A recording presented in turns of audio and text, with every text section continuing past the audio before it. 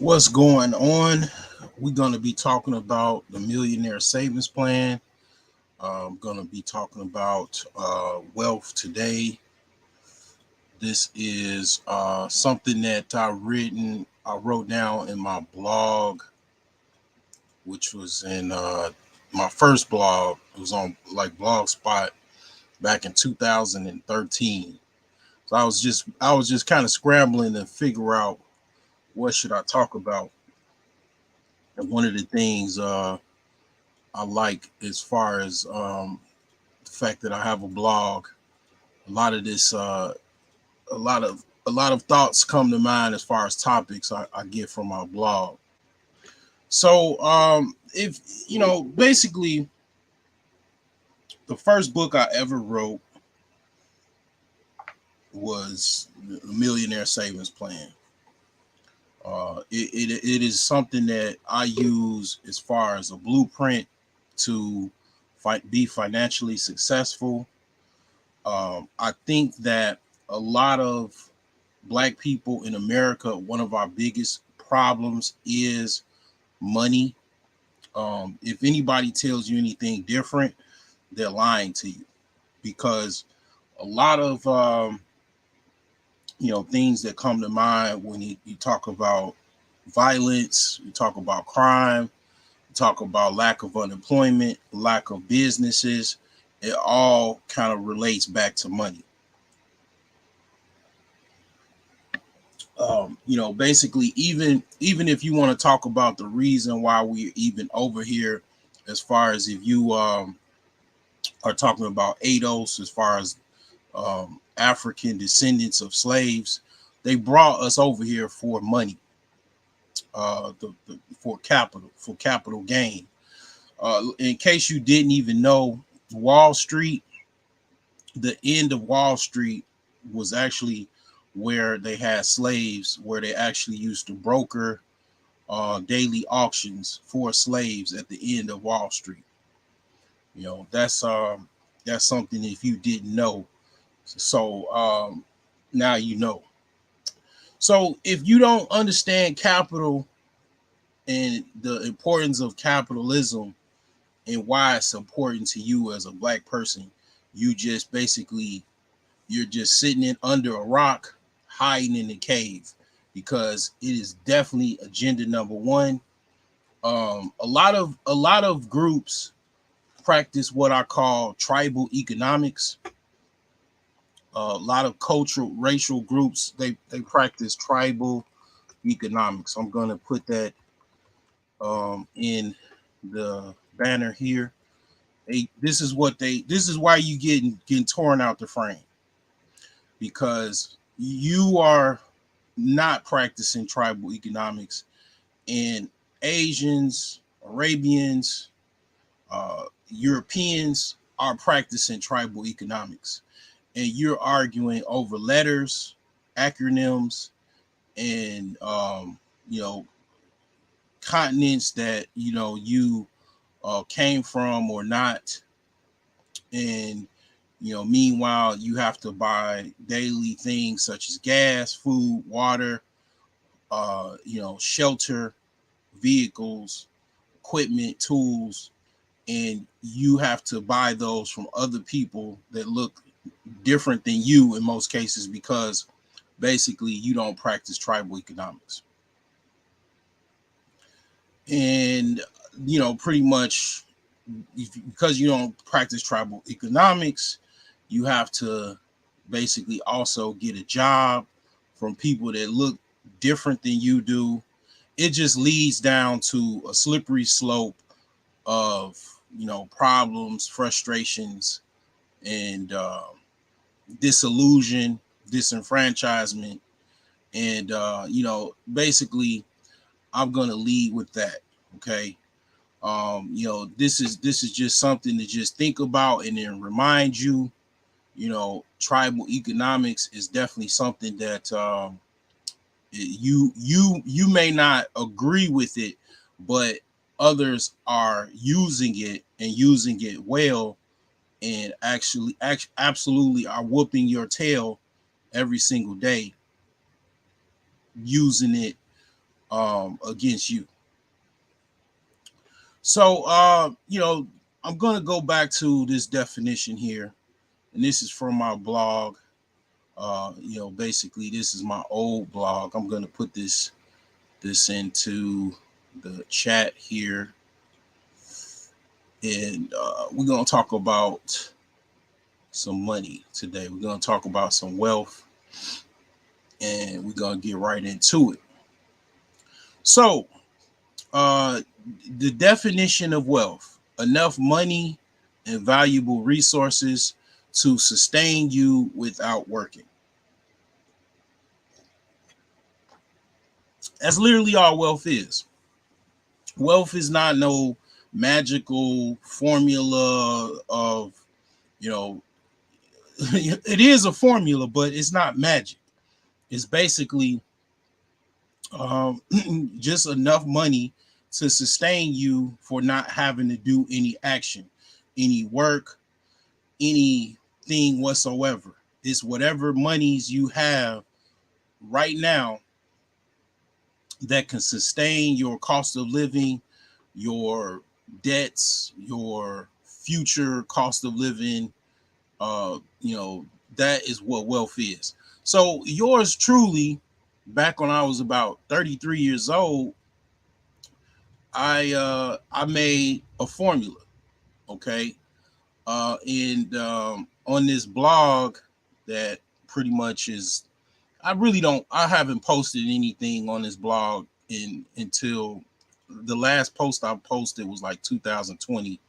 So I have another blog. It's in the description of all of my videos. It's just basically brokegeniuses.com. Okay, so I don't use that blog, but it's a wealth of information on that blog that I use from time to time. So the first calculation or integer of wealth is basically cost of living. Okay, housing costs, utility, like for example, your electricity bills, your water bills, sewage, gas, those are utilities. Okay, insurance, okay, life, home, car, those are typically what people have as far as insurance. Shout out to Alonzo. He sells insurance. He's over in the East Coast. Your transportation costs, insurance, and I got insurance twice. Oh man, I got insurance twice, but you know what? Hey, a lot of times the wealthy do have insurance, like they have more than one insurance policy. Typically, wealthy individuals have term life, and then they also have whole life policy. So the term is like basically a set amount, like it might be $500,000 or $1 million policy, and then the whole life policy is something that they can actually put money into and then get money out of it. They could get a loan after a certain amount of time after they put money into their insurance policy. So is hey, some people actually do have they have multiple policies. Okay. So that's important. Tuition costs, healthcare costs, okay, and food. These are the typical items that come up in the cost of living. The first thing is housing costs. Housing costs typically take up sometimes more than 50% of people's cost of living. The housing costs take up most of it. So typically, housing costs, if you're housing poor, you're paying more than half of your monthly income, toward housing costs. Such as like, let's say you make $5,000 a month and your rent or mortgage is $2,500 a month. At that point, you're house poor. I don't know if there's a such thing as rent poor, but you're definitely house poor because you more than half of your income is going towards housing costs. So then obviously that leads into other things coming up short typically. Utility costs, not being able to pay the gas bill. I mean, unfortunately, I've, you know, I've definitely had situations where as a youngster, I'm gonna be honest with you, as an adult, lights were cut off, gas was cut off because utilities were a problem because the housing cost typically was a problem. As a youngster, I remember periods where the phone bill was off because I was born in 1980. It was no cell phones. Everybody had a house phone, and women talk too much, right? And then the bill goes up $200, $300. So the phone was off, right? It was periods where the phone was off a lot. And I grew up in a middle class household. The phone was off, and then also cable bill stayed off. I mean, we had periods where we had cable, but the cable bill was so much of a luxury that it was not regular in my household where the cable bill was paid. It was the first thing that was cut off. But uh the lights, I remember the lights were cut off. You know, candles, candles was definitely live in effect.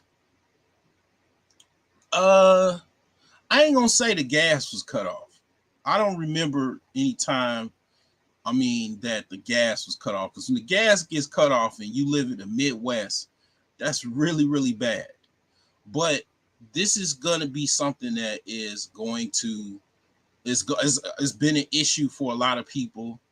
And A lot of times it's typically because, like I said, the housing costs are so high. You're paying so much towards housing costs, and it leads to not having money for utilities, not having money for insurance, transportation costs, and everything else. After that, which typically tuition, healthcare, food costs. Some people even have private school tuition that they have to pay. All of these things are, kind of like it's nothing hardly left over after, the housing costs being so high. I keep up with I'm a news hound. New York, in Manhattan, they said that the average rent for apartment in Manhattan now is $5,000. That is going back up. So that's definitely something that is going to be an issue.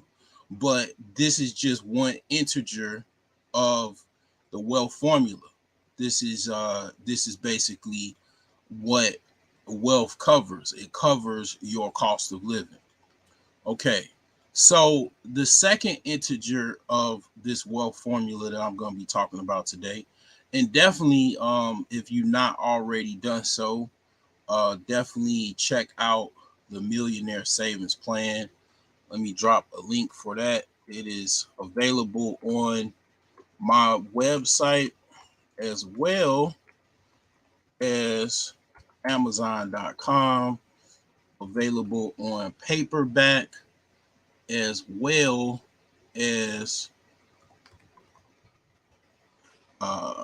Kindle format. Okay, so we give the link for that so you can get that your way. Me just a second. We're gonna be talking about the money today. Pretty much the money is where your focus should be. If it's anything else, I mean, you know, I know relationships are a problem, you know, but at the end of the day, I'm gonna be honest with you. Relationships are a lot easier, in my opinion, if money ain't an issue. A lot of issues are not much of an issue, in my opinion, if you have money.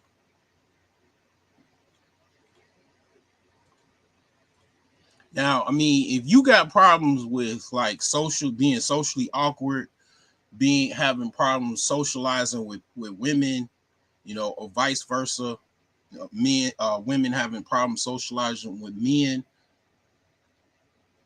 it don't matter how much money you make or going to make, you're gonna have those problems once you have any type of financial success. That's just gonna be an issue.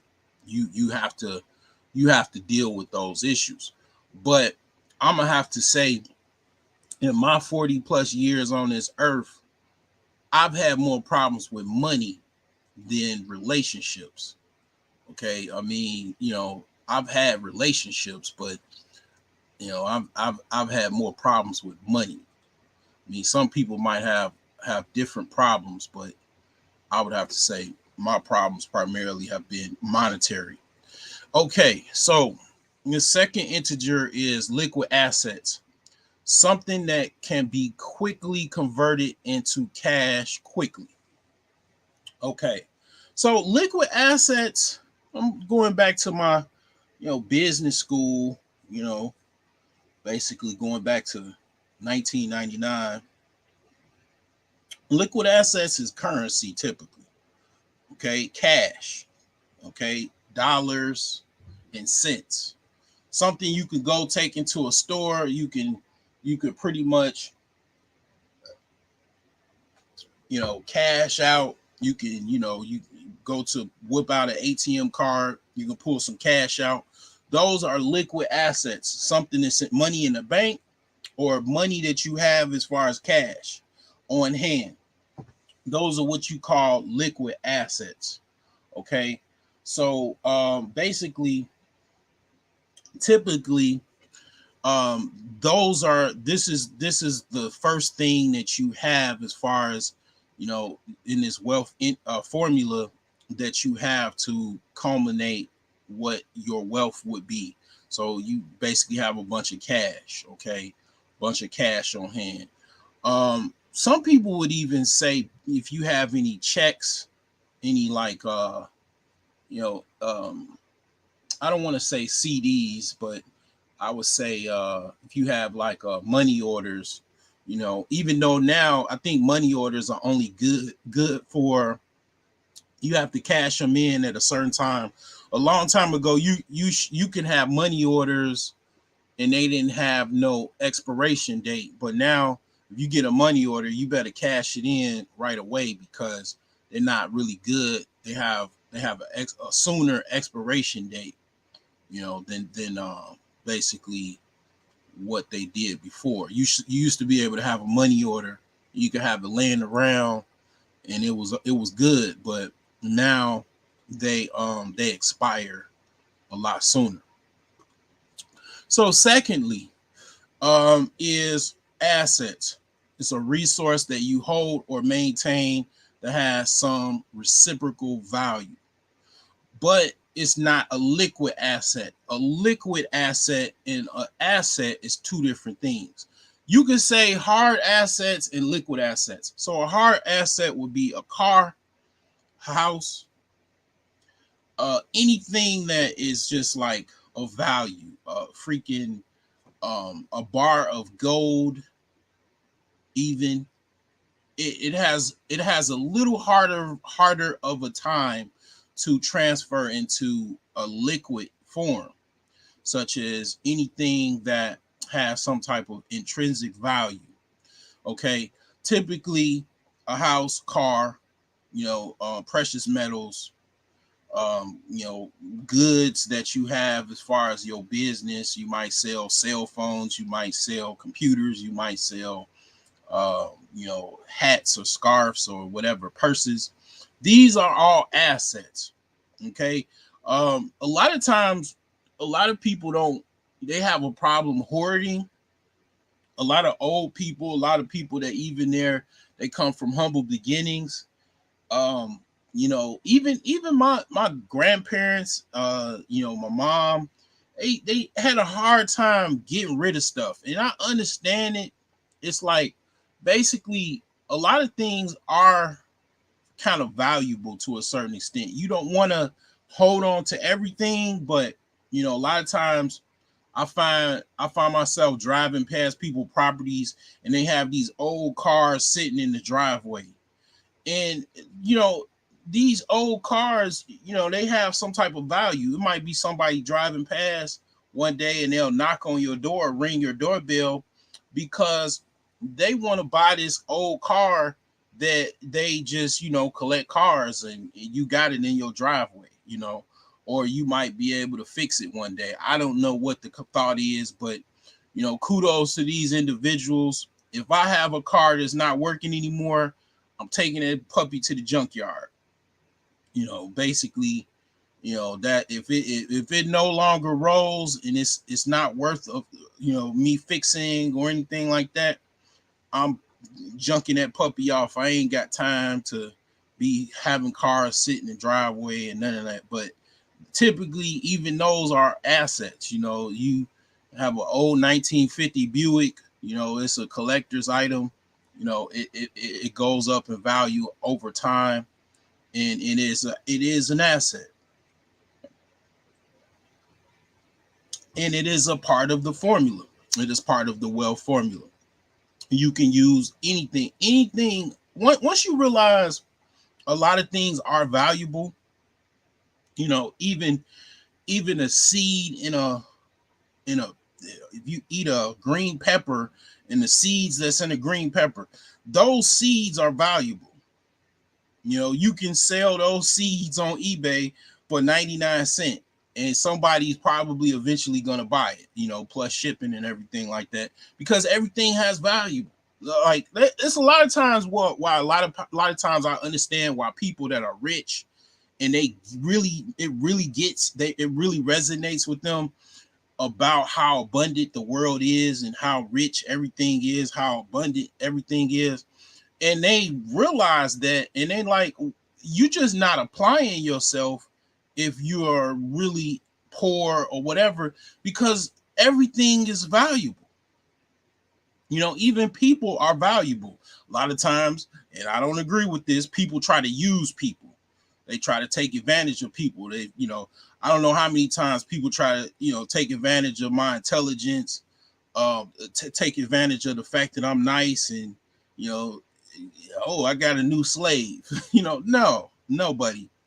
And the thing is that, yeah, I mean, people they're definitely valuable. Even the fact that, what do we have? I mean, I talked about relationships. People can't get along in America, right? Men and women are having problems getting along in America. Well, I mean, it helps to have two people around you, because 1+1 = 2. One is one. You know what I'm saying? It's gonna always be one. It ain't gonna never be two. It's you okay. Try to fight two people versus one person. It's always gonna be a challenge. And try to just live life by yourself versus with two people. A lot of times you can, if you get the right person, things will get a lot. You just gonna blossom and flourish, because you got two people helping instead of just yourself. So it's just, yeah, people are valuable, and everything around you is valuable. you know um just, I mean, it's just unlimited. Dirt on the ground. You got to go. It's still gardening season. You go to Home Depot, Lowe's, and you got to buy dirt because you got a garden. Well, dirt is freaking in the ground. Why are you going to the store and buying dirt? Because, well, the dirt might be enriched with some, things and chemicals or whatever, so your flowers can flourish, or your fruit or your vegetable garden can flourish. And you go into the store to buy this dirt. You know, once you really zero in on that, and I've said that plenty of times on this channel, you know, how everything around you is valuable in abundant, and you can make money just about off of anything. That is the secret. A lot of times, yeah, a lot of people that are I know that are wealthy and rich today, and they really understood that, and they probably understood it at an early age because their grandparents taught them, their parents taught them.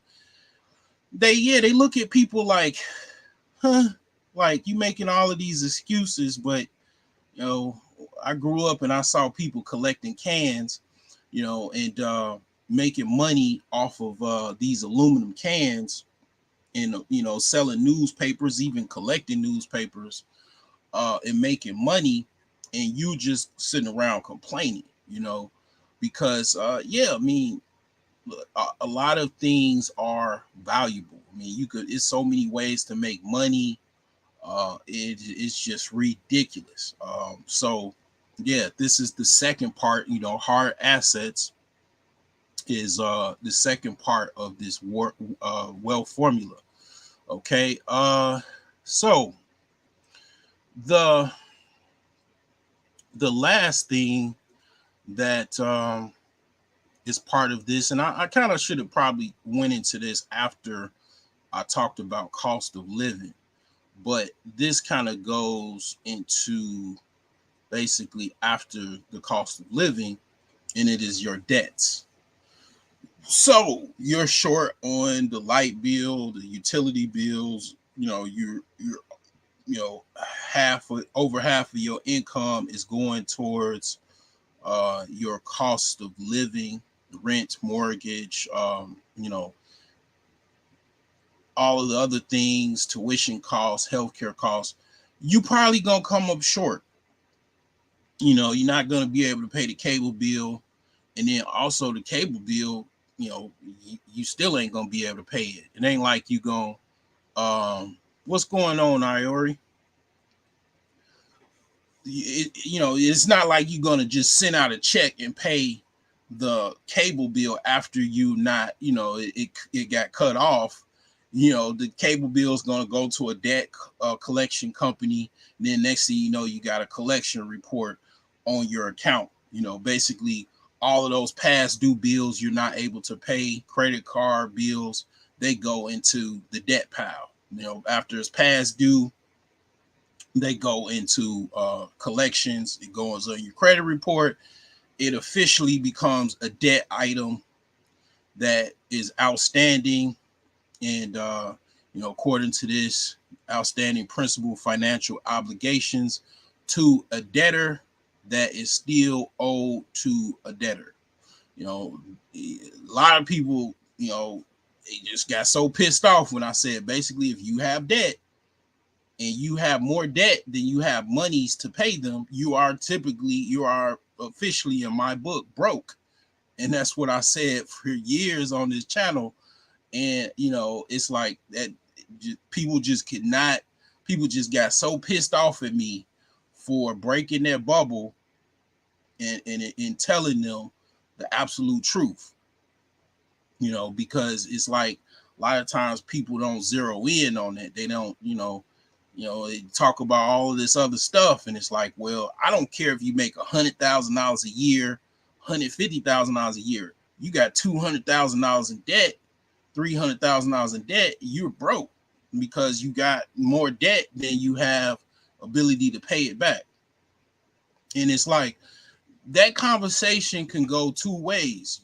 I'm not broke, okay, or whatever, and then you don't self-correct that lifestyle or that problem, and then you continue to be in debt, and you still believe in your mind that everything is okay, and then you try to make strides toward it, but you just continue to deal with this reality where you say that you're not in debt, or you say that you're not broke, and you just, you're fine.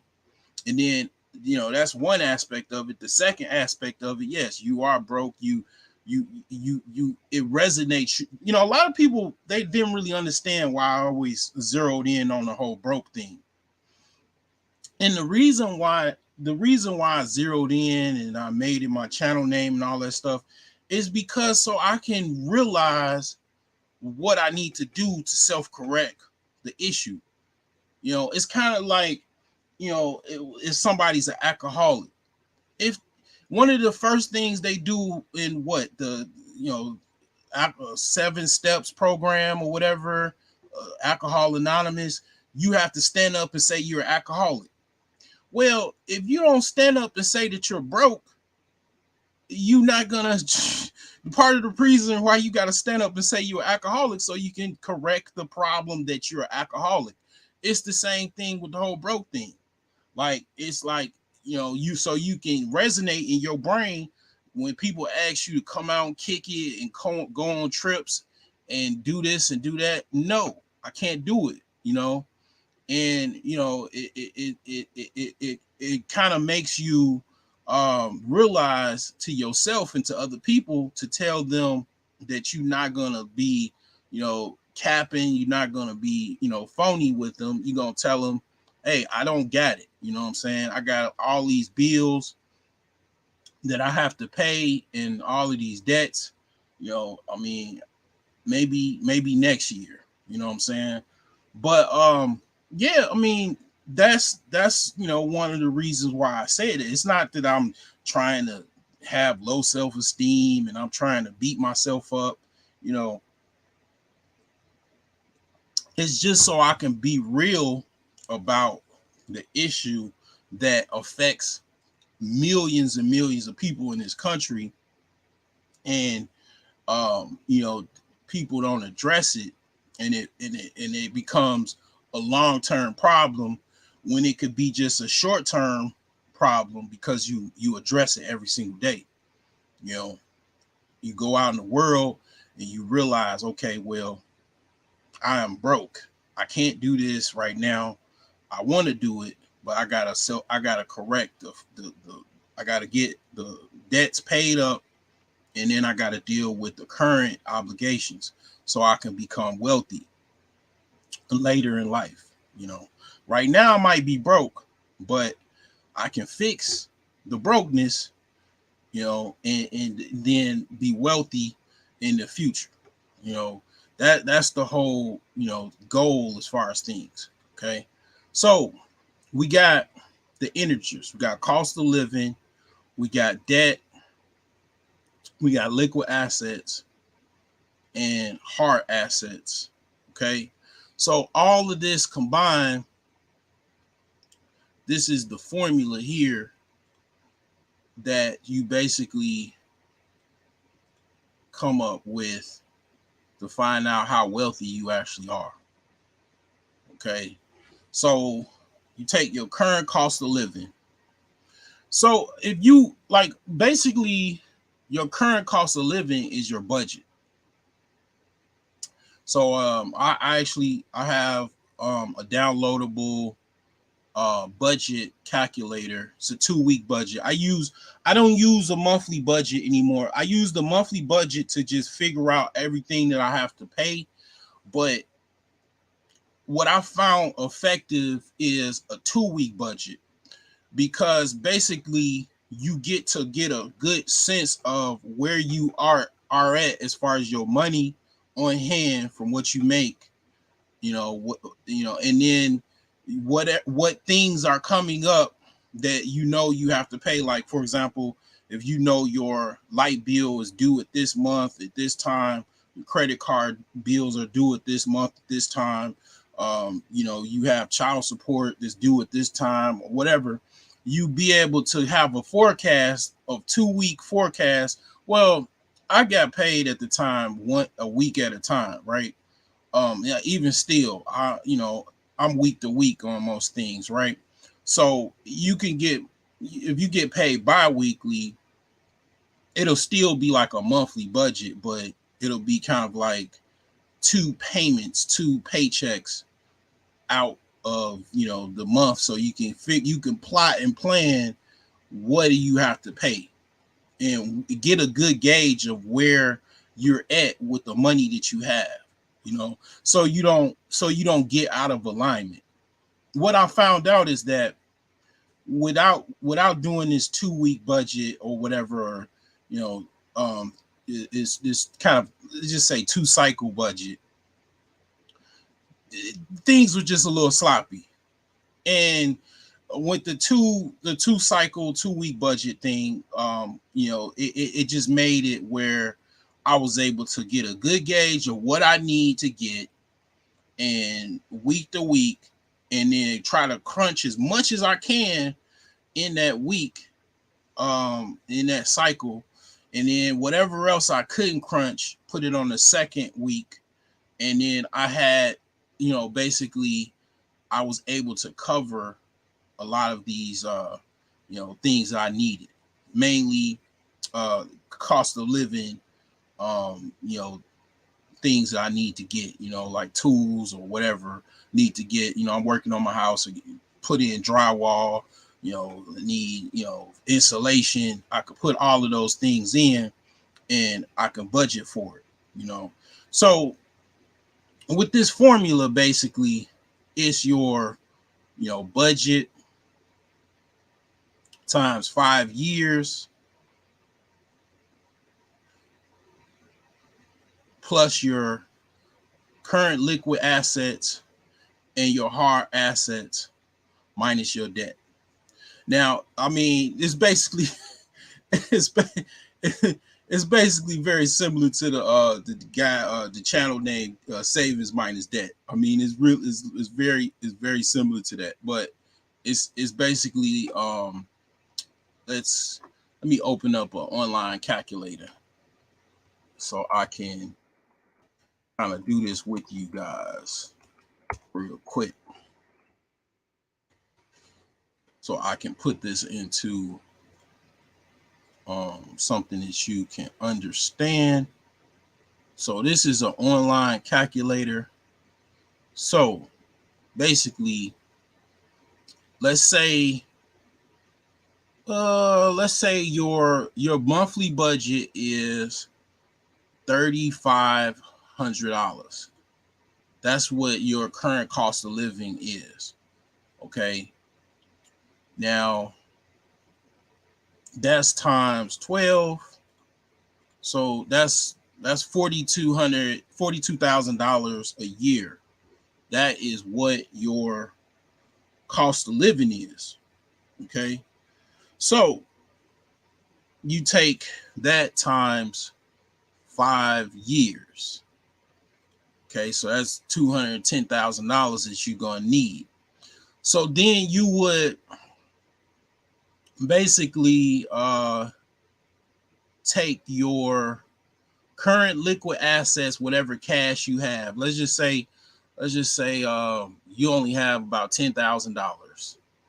So you would plus $10,000 to the mix, and then you got a you know, you got your grandma gave you a gold necklace, and you got a old, you know, Chevy Caprice in the garage.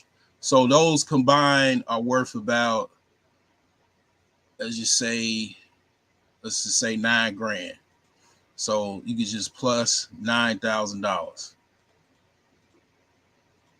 So that's total $229,000. And then basically you minus your debt. So you got,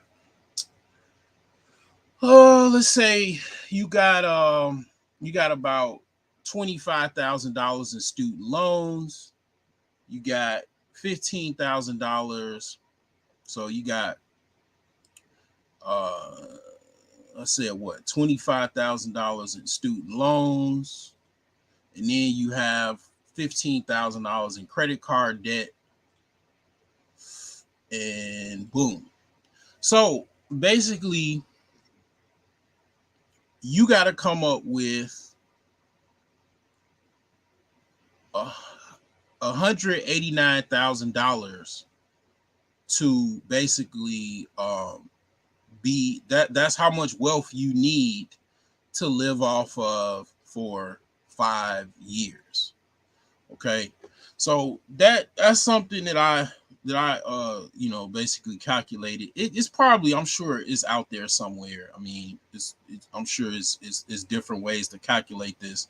But the thing is that this kind of goes into the question of why you probably need to minimize your cost of living. Because it's like, okay, obviously if you paying $3,500, for your cost of living every month, that's gonna drive up, how much you have to pay out. You know, that's a lot of money that you have to pay. My monthly cost of living is about I want to say a little below $1,500. That's just, I mean, that's just me. I mean, you know I'm not saying you got to be like me, but my cost of living is $1,500. I mean, at the moment I'm able to pay for that, and I'm not even working a full-time job. So I don't have any debts at the moment. So basically I'm wealthy. I'm a little wealthy. You know what I'm saying? I'm not necessarily, I'm not, I don't look wealthy. It does I am not the epitome of wealth. Like you, I don't look wealthy, but I do have a little wealth. You know what I'm saying? Like um but the look of wealthy, the typical look of a wealthy person in your mind and most people's mind is some guy that's lit. The backdrop is some like nice, room with marble, tiles or whatever, marble countertop and shit like that. uh you know some nice, decorative, art in the background and shit like that. I mean, hey, it's definitely, I'm gonna work in progress, but yeah, I mean, it doesn't really even matter. It's about the formula. It's like the rapper DOC. The formula. This formula is more important than the actual look of it. A lot of people are concerned about the look of things, how you know how everything looks, right? Like you know, do I look like I'm wealthy versus am I actually wealthy?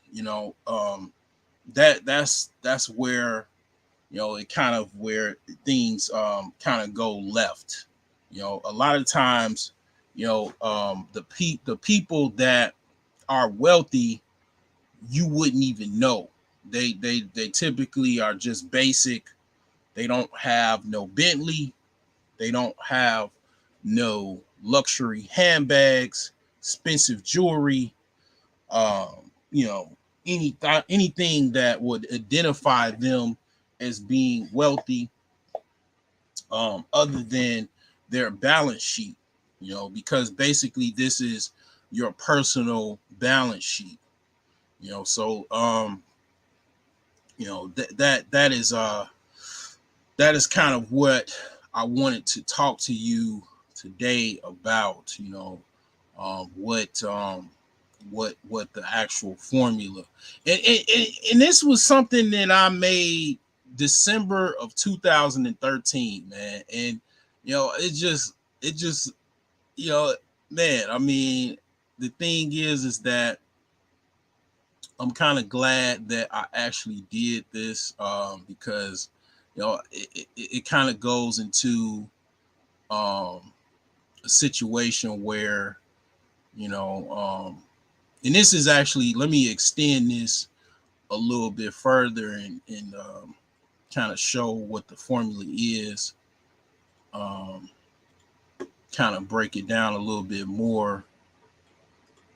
It's kind of tripped out to look back at what you've talked about or did, years, this almost 10 years ago, and then now looking back at it. So this is basically 5 years, and basically the cost of living is 13,000. 5 years, 5,000 plus 80,000 is the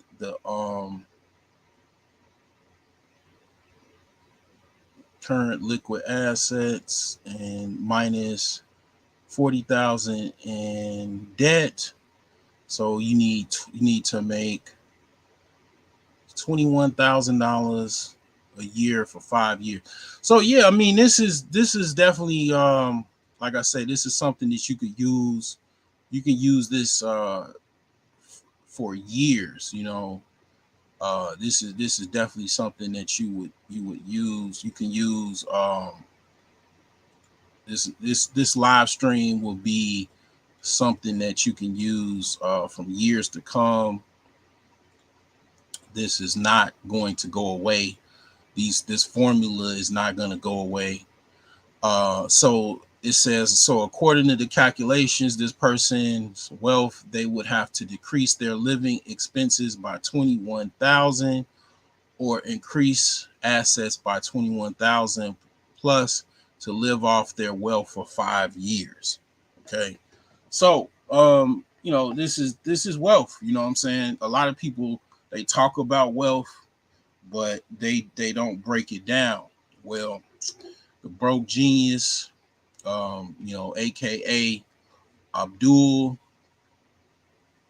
the author of the Millionaire Savings Plan, I broke this down over 10 years ago. You know what I'm saying? So this is yours to use and work on. A lot of times, depending on where you live, you're not going to be able to break down the cost of living. I mean, the best thing, like I really, like, I don't really know what's going on the East Coast in California. I really, I have not been on the East Coast in the last time I've been on the East Coast was probably what, 2000, and it was in Washington. And then I went to California back in that was 2001. So I mean, I really don't know how people survive in those environments. In my mind, I'm like, you gotta be. Well, I know people have roommates, right?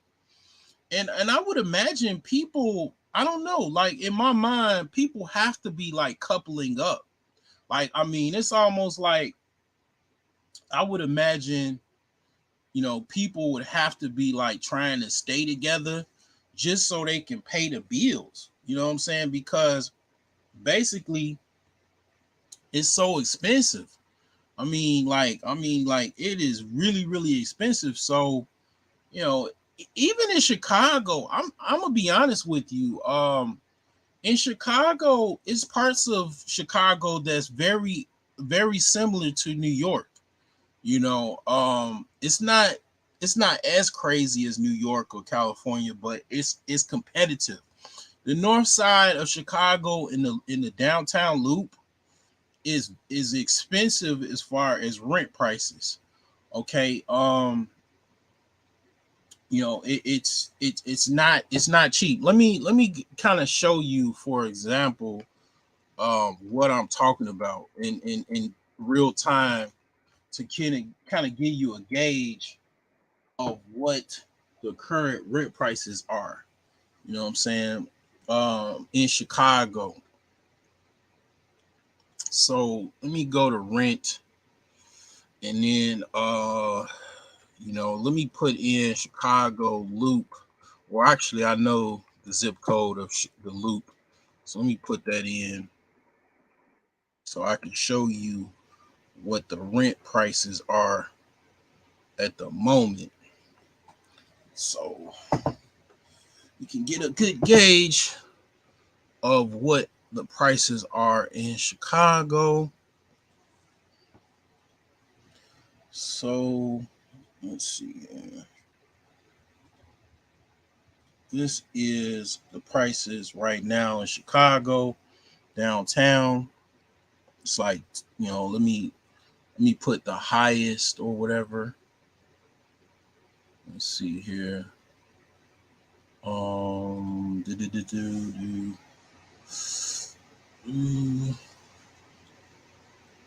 Let's put in highest price. So the highest price is $50,000 a month. I mean, that's pretty much that's prime downtown, like you know Trump Towers and shit like that.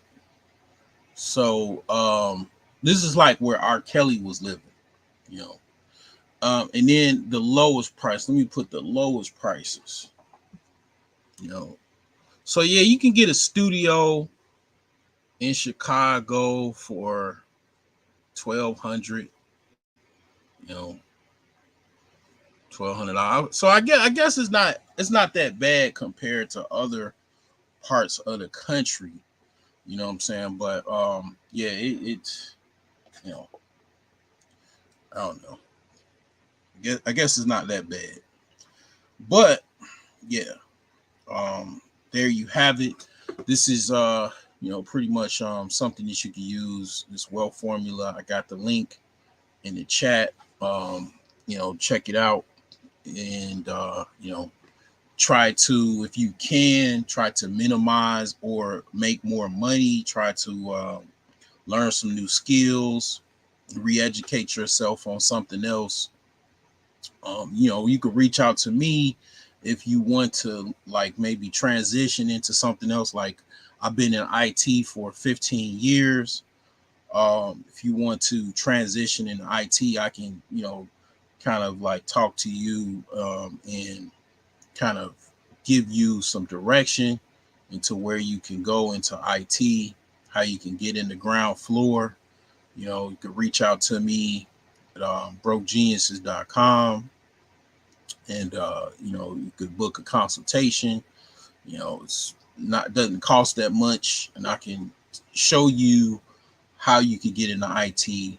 I can help you avoid the things that I did, such as like getting into hardware, being a computer mechanic. You can go into software and actually project management. In 6 months, your life will be changed, basically, because you will make way more money than I did, and you will make more of an impact. So you can reach out to me, and I can help you, kind of, if you want to transition into tech, I can help you out with that. So anyway, I'm gonna sign off here, and you guys enjoy your evening, and I'll talk to you on the next one.